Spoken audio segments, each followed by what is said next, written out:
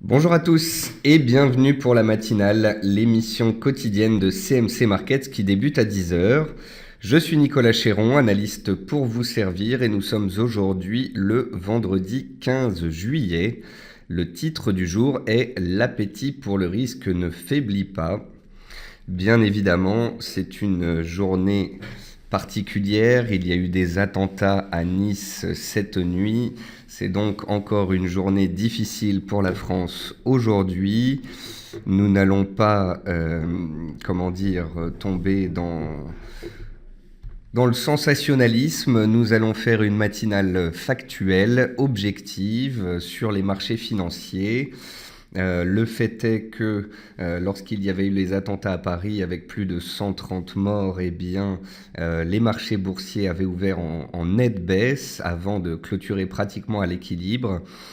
Cette fois-ci, malheureusement, les marchés semblent imperméables en quelque sorte à cet attentat à Nice. Nous avons eu ce matin un gap baissier, une ouverture baissière très légère sur le CAC 40 avant que les acheteurs ne reprennent la main. C'est la raison du titre du jour, l'appétit pour le risque ne faiblit pas, car en effet, après 5 séances de hausse consécutives, et le seuil des 4400 points atteint, malgré tout, on reflue sous ce seuil, mais il n'y a pas de hausse de la volatilité, ni de hausse des actifs refuges.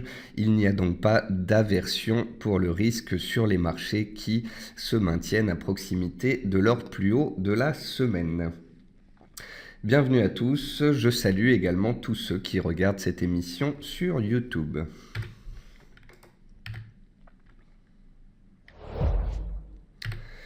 Alors comme tous les matins, un avertissement sur les risques concernant le caractère purement informatif de cette présentation et les CFD, je vous laisse en prendre note. Je vous invite comme tous les matins à utiliser les fonctions de chat et de questions-réponses en haut de votre écran pour pouvoir converser avec moi. Comme tous les matins, nous allons voir les actualités marché, macro, actions, les statistiques passées et à venir. Nous allons voir une figure graphique reconnue par la plateforme de CMC Markets et je répondrai à vos questions. Alors, en termes d'actualité marché, le CAC 40 consolide sous sa résistance à 4400 points après 5 séances consécutives de hausse. Le S&P 500 a clôturé en hausse pour la 7e séance consécutive sur les futurs à 2163 points. La livre a touché les 1,3480 ce matin, soit un rebond de 680 pips depuis ses plus bas. Et souvenez-vous, lorsque la livre était à 1,30, j'avais rédigé une analyse du pessimisme naissent les marchés haussiers. Et depuis qu'on a touché les 1,30, qu'on s'est fait une petite frayeur dessous, les acheteurs à court terme semblent avoir repris la main. Le pétrole WTI, lui, se stabilise à plat depuis 5 séances, autour des 45 $. Il avait bien rebondi mardi, il était retombé mercredi à cause des stocks supérieurs aux attentes. Et hier, jeudi, il s'est stabilisé tout comme ce matin. Et puis l'or travaille son support à 1330 $, délaissé à court terme. Le métal jaune, en effet, a tendance à s'apprécier lorsque les marchés sont sous pression. Et étant donné qu'il y a un fort appétit pour le risque ces dernières séances, il est laissé de côté. En termes d'actualité macroéconomique, les autorités françaises considèrent l'attaque ayant eu lieu à Nice cette nuit et ayant causé la mort de 80 personnes comme un acte terroriste. Donc ça a pesé à l'ouverture, comme je vous le disais tout à l'heure, mais très rapidement, le courant acheteur s'est manifesté. La Banque d'Angleterre, la BOE, a décidé de ne pas augmenter ses taux d'intérêt hier. Elle pourrait attendre potentiellement le mois d'août. Selon Bloomberg, 80% des investisseurs anticipaient une baisse supplémentaire des taux, et c'est ce qui a engendré justement ce contre-pied haussier sur la livre hier, juste après le rapport de la BOE à 13h, les cours se sont envolés de près de 200 points.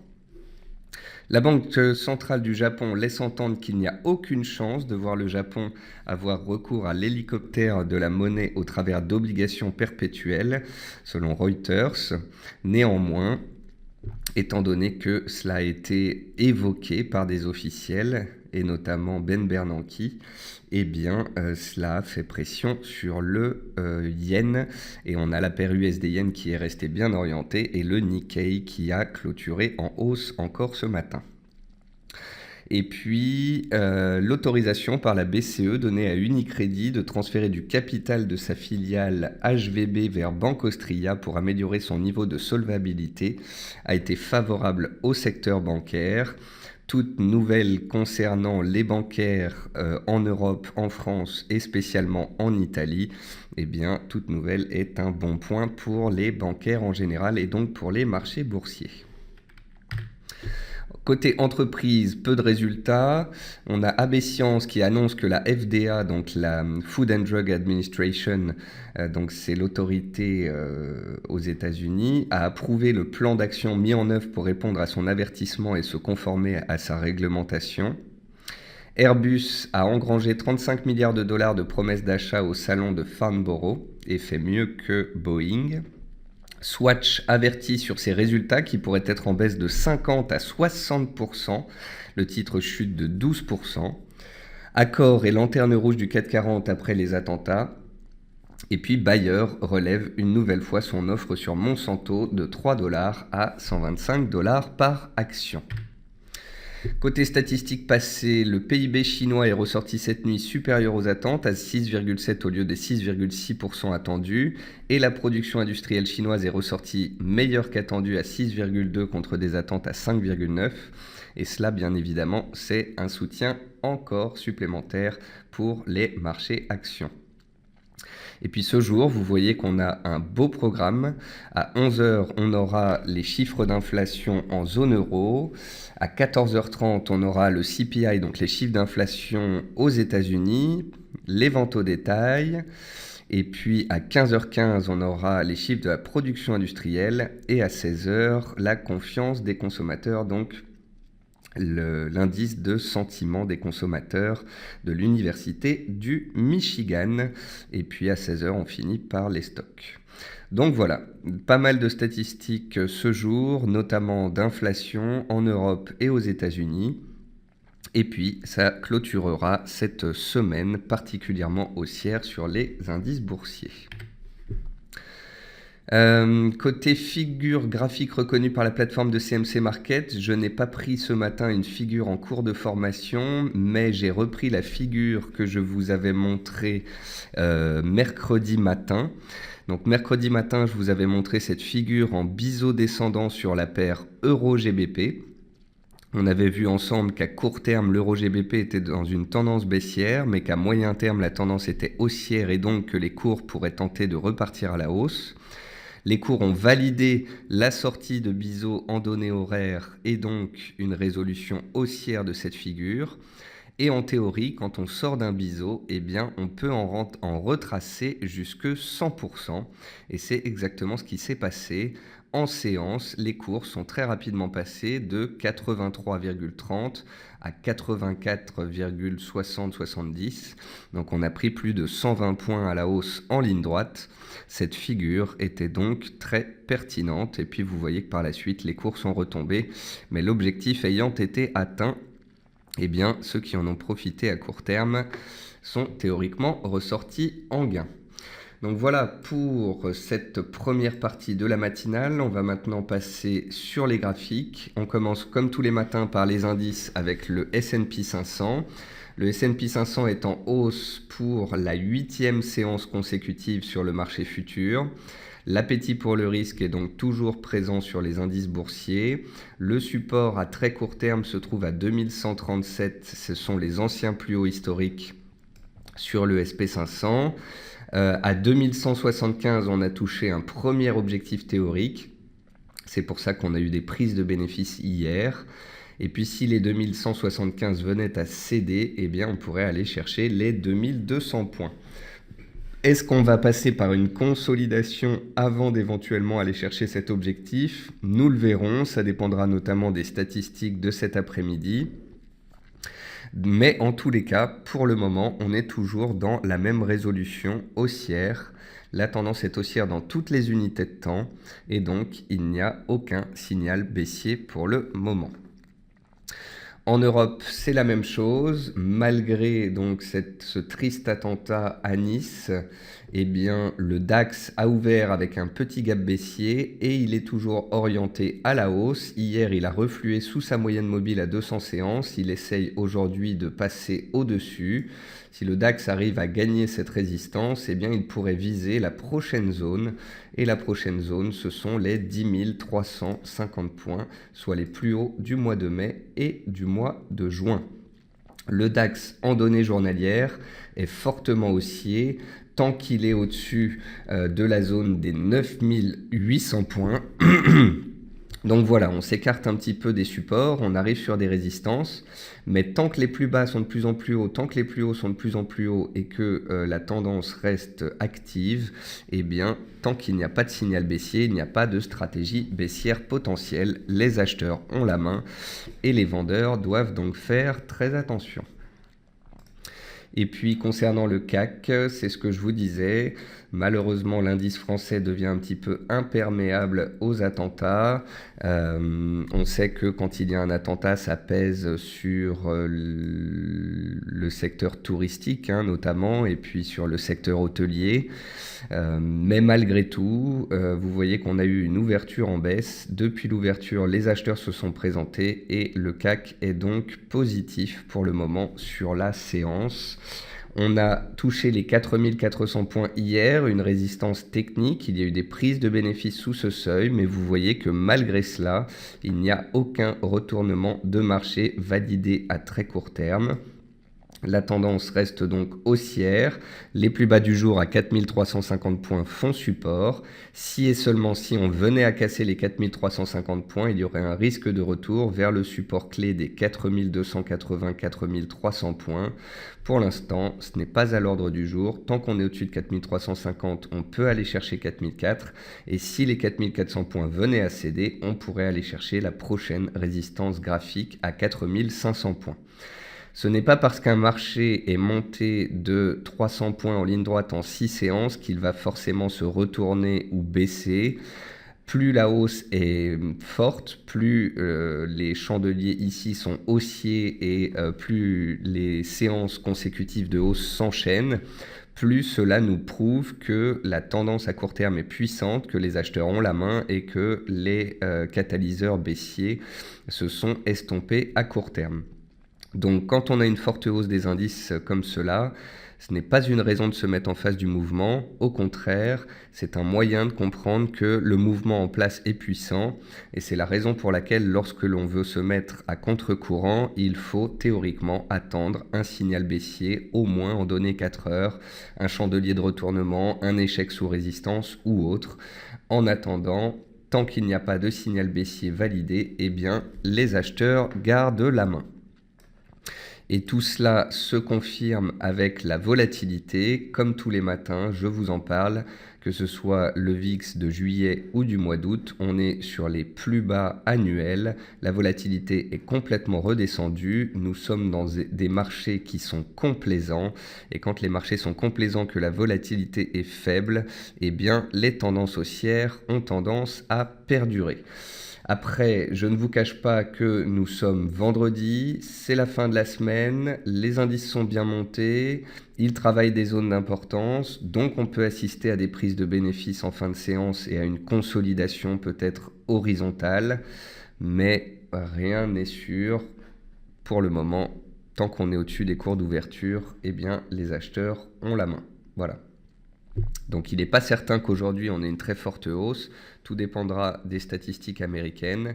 On peut également refluer sous les résistances si les statistiques ne sont pas bonnes, mais même si on reflue sous les résistances, à moins de perdre 1,5% d'ici la fin de la séance et de donner des signaux baissiers, pour le moment et jusqu'à nouvel ordre, eh bien ces marchés restent haussiers.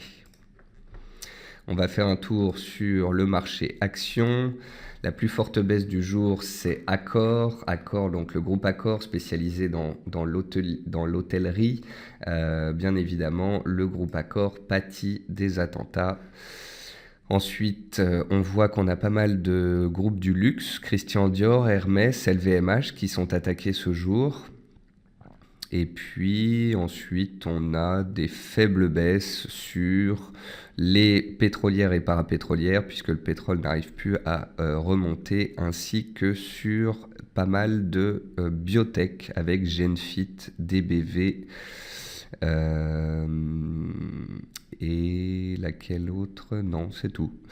Donc voilà, on a le luxe, les biotech et bien évidemment Accor avec l'hôtellerie qui est attaqué ce matin. En hausse, on retrouve Néopost.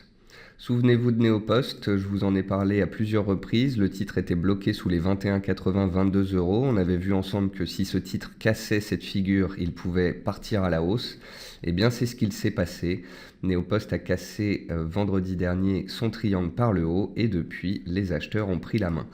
Prenons un peu de recul sur le graphique de Néopost. Vous voyez qu'on avait une tendance fortement baissière entre mars 2015 et février-mars 2016. Ensuite, les cours se sont stabilisés à plat et ils ont enfin cassé par le haut cette zone de consolidation dans laquelle ils étaient bloqués. On retrouve dans les hausses ce jour Société Générale qui continue de grimper après avoir réalisé un double bottom sur son support de moyen terme correspondant au plus bas de février dernier. Donc beau rebond qui continue sur Sogé. On a BNP aussi qui continue de grimper. Donc c'est quand même une bonne chose de voir les bancaires recherchés. On a Solocal qui reste soutenu ces dernières séances. Après avoir fait une belle séance haussière le lundi de cette semaine, les cours stabilisent à plat en montant petit à petit. Donc peut-être que le titre Solocal n'a pas dit son dernier mot. Et puis qu'est-ce qu'on a d'autre? On retrouve certains titres jusqu'ici délaissés comme EDF, on retrouve Natixis dans les bancaires. Et puis vous voyez qu'on n'a pas de forte hausse ou très forte baisse. Aujourd'hui, c'est une séance relativement calme. On passe ensuite sur les matières premières. Dans les matières premières, on retrouve le maïs qui a tenu son support hebdomadaire pour le moment et qui pourrait donc clôturer cette semaine au-dessus. Donc en données hebdomadaires, voilà ce que cela donne. Forte chute des cours, stabilisation la semaine dernière, stabilisation cette semaine avec les acheteurs qui reprennent la main et qui devraient clôturer en hausse cette semaine. Alors ça ne veut pas dire que les cours vont exploser à la hausse, mais ça veut juste dire qu'on a tenu le support et que tant que ce support tiendra, les espoirs haussiers seront d'actualité. Ensuite, on regarde les cours du coton. Les cours du coton, cette semaine, ont donné un signal majeur. On a cassé la résistance à 67,80, les plus hauts de 2015. On a accéléré vers la zone travaillée en août 2014 à 71,50 qu'on a également cassé. Et on arrive bientôt sur la prochaine résistance, ici à 75,50, qui correspond au plus bas de la fin 2013. Donc pour ceux qui sont sur le coton à l'achat, bravo à vous, beau décalage haussier dans le sens de la tendance haussière dans laquelle nous étions depuis le début de l'année. Et pour le moment, suite aux cassures de résistance, les acheteurs gardent la main et on continue d'être bien orientés. Le soja, lui, continue de se stabiliser. Le soja a connu une forte appréciation pendant 4 mois et depuis à peu près un mois, il est dans une latéralisation. Il se cherche, je n'ai pas grand-chose à vous dire dessus. Concernant le blé, c'est comme le maïs. La semaine dernière, on a sauvé le support hebdomadaire. Cette semaine, on est un petit peu en hausse. On confirme donc la stabilisation sur le support. Je vous rappelle que le support dont je vous parle, c'est un support pluriannuel. Sous les yeux, vous avez un graphique qui dure depuis 14 ans. Vous voyez qu'on est sur un énorme niveau à 400-415 cents par boisseau. Tant qu'on tient ce niveau en données mensuelles, les espoirs haussiers sont permis. Mais on peut très bien avoir tenu le support et latéraliser pendant un certain temps avant d'éventuellement repartir à la hausse. Donc, sur un support pluriannuel, la patience est de mise. Ensuite, le jus d'orange, il se maintient dans sa tendance haussière. On avait vu qu'en début de semaine, le jus d'orange avait donné un éventuel signal baissier avec un avalement baissier. Malgré tout, les cours ont tenu l'oblique de soutien haussière qui passe par tous les plus bas depuis 3 mois. Et donc, pour le moment, la tendance reste à la hausse. Concernant l'or, puisqu'il y a de l'appétit pour le risque sur les indices, eh bien l'or continue de travailler sa zone des 1330 $. Si les indices faisaient des échecs cuisants sous les résistances qu'on a vues tout à l'heure, 2175 sur le SP, 10100 sur le DAX et 4400 sur le CAC, alors l'or pourrait rebondir sur les 1330 $. Néanmoins, si les indices venaient à continuer de grimper, eh bien l'or serait susceptible potentiellement de casser ce seuil de support. Et puis ensuite, on peut parler du sucre qui, tout comme le jus d'orange, se stabilise dans sa tendance haussière de fond. Vous voyez qu'on a une tendance haussière ici sur le sucre et depuis à peu près 2 semaines on stabilise. Est-ce qu'on va casser les plus bas de cette semaine, auquel cas on donnerait un signal baissier, ou est-ce que la tendance va perdurer? Nous le verrons, mais en tous les cas pour l'instant la tendance haussière n'est pas encore cassée. Concernant le gaz, les stocks sont ressortis un petit peu supérieurs aux attentes hier soir, donc les cours restent sous pression. On a vu ensemble que les cours du gaz étaient neutres depuis à peu près 10 jours. Et si les cours du gaz cassent le support à 2,66, ils sont susceptibles de retrouver le prochain support à 2,55. Au contraire, si on arrive à tenir ce support, on pourrait continuer de latéraliser. Enfin, les pétroles. Les pétroles se sont repris mardi sur l'oblique de soutien. Mercredi, ils sont retombés à cause des stocks, mais le support a tenu. Jeudi, ils se sont stabilisés un petit peu à la hausse. Aujourd'hui, vendredi, ils latéralisent. Donc les cours du pétrole sont en train de se stabiliser ici depuis plusieurs séances. Et la sortie de cette zone de consolidation sera vraiment clé pour la suite. Est-ce que on va en sortir par le bas dans le sens de la tendance baissière depuis un mois, ou est-ce qu'on va continuer de grimper dans le sens de la tendance haussière qui dure depuis 4 mois? C'est très compliqué à dire. On est dans une sorte de triangle à très court terme et il faudra attendre la sortie de cette congestion pour pouvoir anticiper la suite. Et puis comme tous les matins, on va finir avec les devises. Donc sur les devises, vous avez l'AUD-NZD qui s'est nettement repris en données journalières, qui est repassé au-dessus de son support des 1,0530. On avait parlé de cette paire en début d'année. L'AUD-NZD est une paire qui depuis à peu près 2 ans oscille dans une borne horizontale entre la parité et 1,14. Plus précisément, on a passé beaucoup de temps entre 1,0530 et 1,13. En début d'année ici, au mois de mai-juin, excusez-moi, on a baissé, on a cassé le support à 1,0530, mais on a continué de le travailler pendant 5 semaines et de taper dessus. Or, hier, eh bien, il y a eu des commentaires d'officiels en Nouvelle-Zélande concernant d'éventuelles baisses de taux. Et c'est ce qui a fait baisser le NZD et c'est ce qui a donc fait repartir à la hausse la paire AUD-NZD. La paire AUD-NZD regagne son support à 1,0530. Donc tant qu'on sera au-dessus des 1,0530, on peut avoir de la hausse. Et si on repasse sous 1,0530, on invalide les perspectives haussières à court terme. L'AUD, le voici, il est toujours dans sa tendance haussière de court terme depuis à peu près 3 semaines. Ici, on fait des plus bas de plus en plus haut, des plus hauts de plus en plus haut, et tant que ce sera le cas, les acheteurs garderont la main. Ensuite, on va regarder l'euro-dollar. L'euro-dollar, comme j'aime à le dire si souvent, adore aller à contresens du consensus. Sur l'euro-dollar, le consensus est particulièrement baissier et l'euro-dollar repart donc à la hausse. L'euro-dollar consolide entre 1,10 et 1,12. Il est en train de passer de la borne basse à la borne haute de son range. La semaine prochaine, on a rendez-vous avec Mario Draghi et la BCE. Si Mario Draghi annonce plus de quantitative easing et essaye de peser sur la monnaie unique, on pourrait échouer sous la zone des 1,12 et repartir à la baisse vers les 1,10. Par contre, le scénario du diable, que j'affectionne comme d'habitude, serait que Mario Draghi garde un discours accommodant mais sans grande nouvelle, et si tel était le cas et que les 1,12 venaient à céder, alors on parlerait de retournement haussier à court terme, de tendance haussière, de signal haussier, ce qui irait bien évidemment à l'inverse du consensus. Et puis une autre paire qui a adoré aller à l'inverse du consensus, c'est la livre. Je vous ai rédigé une analyse sur la livre il y a à peu près 10 jours pour vous expliquer qu'on était sur un support pluriannuel. Sur un graphique de 25 ans, on peut tracer une oblique qui passe par tous les plus bas de 1993, de 2001, pas de 2008, mais presque, et de 2016, et vous pouvez voir que cet oblique passe par tous les plus bas. On a touché cet oblique et ensuite j'ai rédigé une analyse pour expliquer que lorsque tout le monde visait à la baisse, eh bien généralement on allait dans l'autre sens. Et depuis le point bas, on a regagné 600 points à la hausse.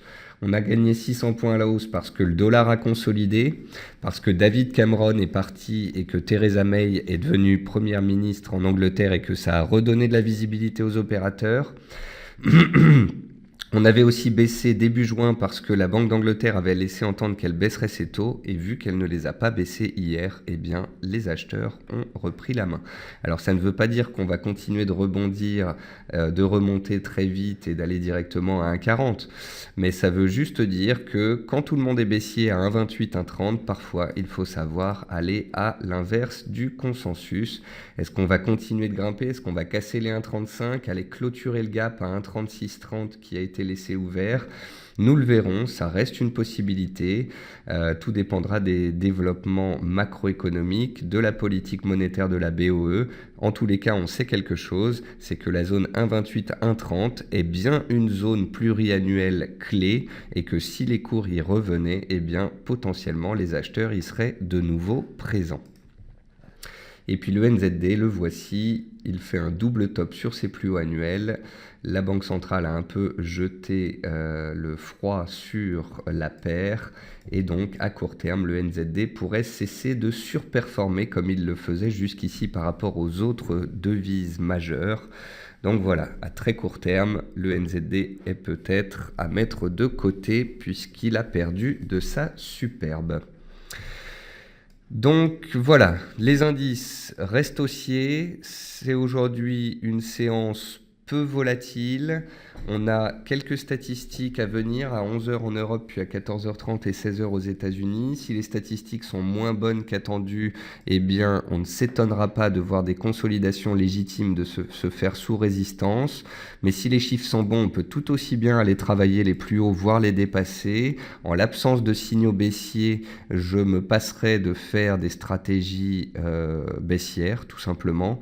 Vous aurez remarqué que même si à moyen long terme, j'ai un avis fondamental baissier sur les marchés, même si à moyen terme, je suis plutôt baissier sur l'Europe et haussier sur les États-Unis au vu de ce que nous dit l'analyse technique, à court terme, ça ne m'empêche pas de décrypter et de poursuivre le suivi haussier de cette tendance en place, car je pense que même s'il y a des zones intéressantes à vendre à moyen terme, comme l'ont pu être les 4500-4600 points, eh bien, on est dans des marchés de range. Quand on est en bas et qu'on menace les supports, les banques centrales sont là.